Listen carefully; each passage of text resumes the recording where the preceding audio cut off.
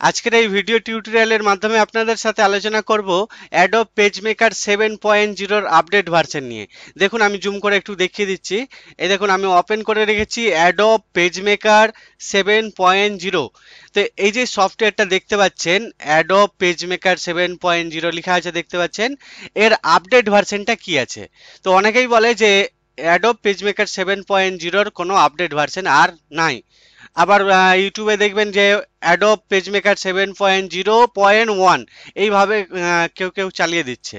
তো আপনাদেরকে বলে রাখি, অ্যাডোব পেজমেকার 7.0-রও আপডেট ভার্সন আছে।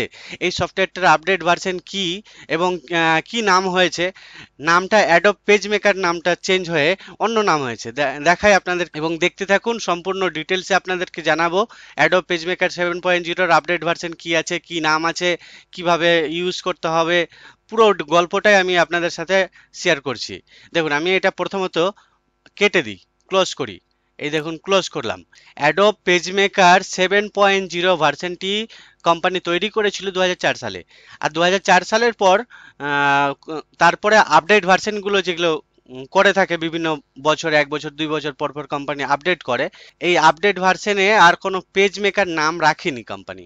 এই জন্য অনেকেই বুঝতে পারে না যে Adobe page maker update version তো আর নাই, অ্যাডোব পেজমেকার 7.0-ই লাস্ট ভার্সন। না, অ্যাডোব পেজমেকার 7.0 আপডেট ভার্সন আছে, দেখাই আপনাদেরকে, তাহলে বুঝতে পারবেন কি আছে। ক্লিক করছি স্টার্টে ক্লিক করে দেখুন আমি ওপেন করে নিচ্ছি অ্যাডোব পেজমেকার 7.0-র আপডেট ভার্সন অ্যাডোব ইনডিজাইন। দেখুন ইনডিজাইনে নাম রাখা হয়েছে, নামটা ছিল পেজমেকার, পেজমেকারটাকে কনভার্ট করে মার্জ করেছে ইনডিজাইনে। দেখুন সফটওয়্যারটা ওপেন করে অ্যাপ্লিকেশনটি দেখাচ্ছি আপনাদেরকে, দেখতে কেমন আছে তাহলে বুঝতে পারবেন যে ইনডিজাইনটা কেমন। এই দেখুন ইনডিজাইন। এবার আমরা যখন ওপেন করব, তো দেখুন ক্রিয়েট নিউ, এই ক্রিয়েট নিউ এ ক্লিক করলাম। ক্রিয়েট নিউ এ ক্লিক করলে আরেকটা ডায়লগ বক্স ওপেন হচ্ছে দেখুন। তো এই ডায়লগ বক্সে দেখুন রিসেন্ট ফাইল আছে, মানে যে পেজগুলোতে আমরা কাজ করেছি রিসেন্টলি সেগুলো দেখাবে। আর প্রিন্টিং করার যে লেআউট, সেই প্রিন্টিং লেআউটের পেজের সাইজগুলো এখানে দেখতে পাবো। প্রিন্টিং এ ক্লিক করব, তো এখানে দেখুন A4 আছে, A4 নিলে A4 এ ক্লিক করব।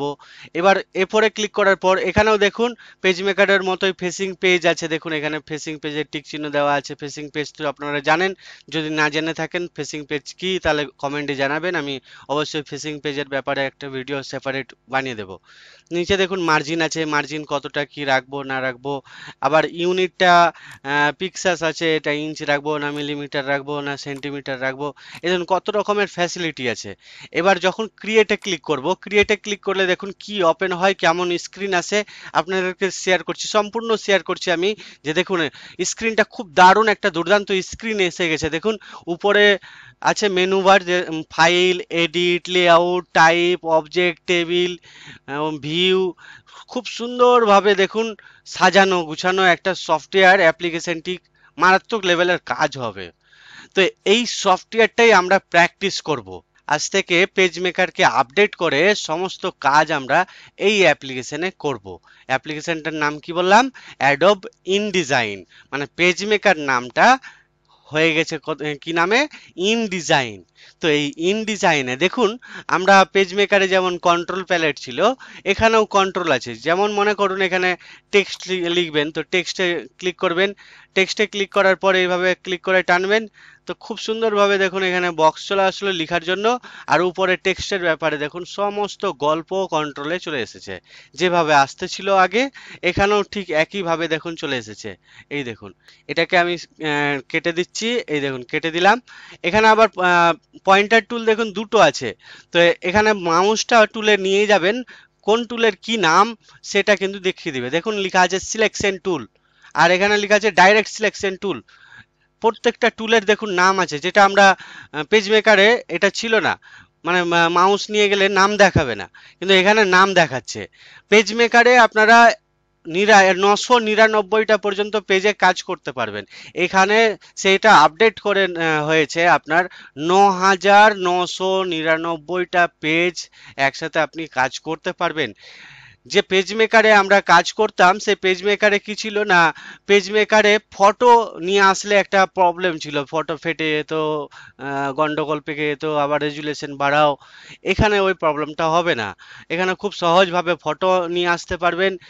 আর পেজ মেকারে যে সমস্ত প্রবলেমগুলো হতেছিল ওই প্রবলেমগুলো এখানে আমরা ফেস করব না, খুব ইজিলি কাজ হবে। এবং পেজ মেকারে আর ইনডিজাইনের মধ্যে সবচেয়ে বড় পার্থক্য হচ্ছে এখানে আমরা ইউনিকোডের ব্যবহার করতে পারবো, অর্থাৎ ইউনিকোড হিন্দি, ইউনিকোড বাংলা, সমস্ত ইউনিকোড ফন্টে আমরা ইজিলি টাইপ করতে পারবো। এবং এই সফটওয়্যারটি আমি ধীরে ধীরে আপনাদের সাথে শিখাবো কিভাবে চালাতে হয়, কিভাবে ইউজ করতে হয়, একদম শুরু থেকে শেষ পর্যন্ত এই সফটওয়্যারটি শিখাবো।